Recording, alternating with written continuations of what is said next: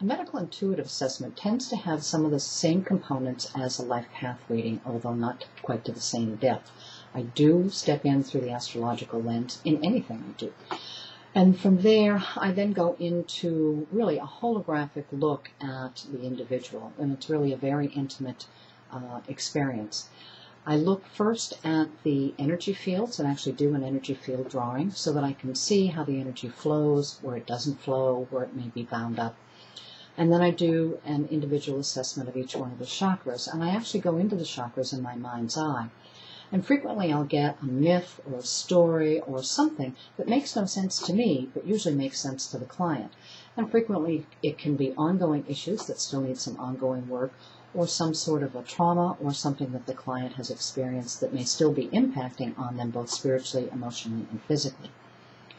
From there, I then go into the acupuncture meridians.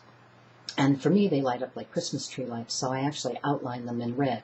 And the feedback that I've gotten from my clients is that if they can convince their acupuncturists to indeed use these points, that they have so much chi generated that they can barely get the needles out. So for those of you who are interested in acupuncture or open to it, that certainly is an opportunity. From there, I then go into the physical assessment, where I go into each of the individual body systems, skin, heart, lungs, liver, all the different organs. And I find that I sometimes get images of an x-ray, of a CAT scan, or of a lighted instrument of some sort, and I can get information about the organ system that I'm in. For me, it tends to be very visual. As an example, I was seeing a fellow, I was doing a skeletal reading and was looking at his skull, and I kept seeing a trap door, which of course didn't make any sense. And I said, why would I be seeing a trap door? And he said, just keep going.